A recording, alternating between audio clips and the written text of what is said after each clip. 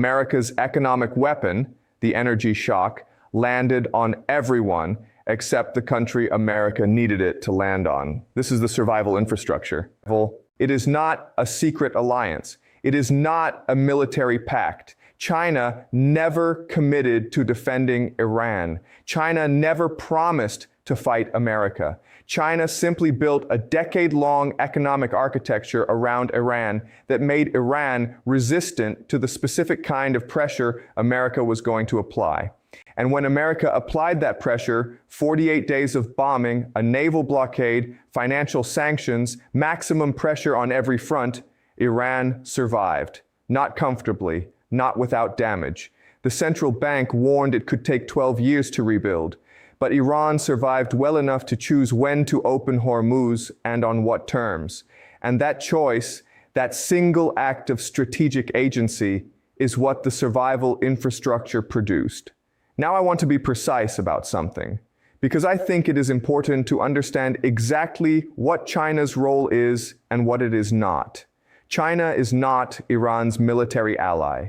China did not fire a single shot in this conflict. China did not send soldiers or warships to defend Iran. China did not even openly defy the American blockade. When the Rich Starry, a Chinese-owned tanker, tried to pass through the strait under a Malawian flag with a spoofed transponder, it eventually turned back after American warnings. China has been careful throughout this entire war to stay below the threshold of direct military confrontation with the United States. What China is, and what it has been since long before this war, is Iran's economic insurer. The country that made sure that no matter how hard America pressed economically, Iran would retain enough oxygen to keep going. The country that bought the oil America was trying to embargo. The country that vetoed the UN Security Council resolution that would have authorized international force to open the strait. The country that called the American blockade dangerous and irresponsible in its strongest possible diplomatic language. The country that sent Wang Yi to call Araghchi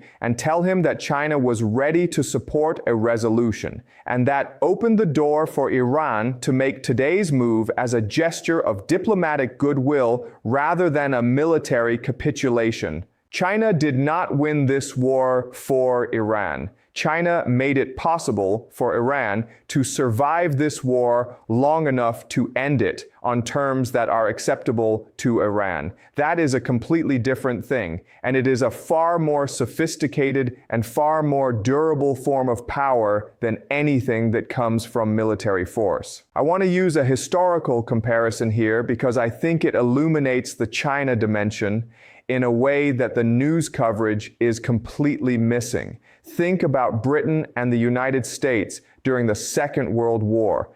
Before America entered the war formally in December 1941, it was providing Britain with what President Roosevelt called Lend-Lease: weapons, food, ships, raw materials, everything Britain needed to survive the German assault. America was not fighting Germany. America was not at war.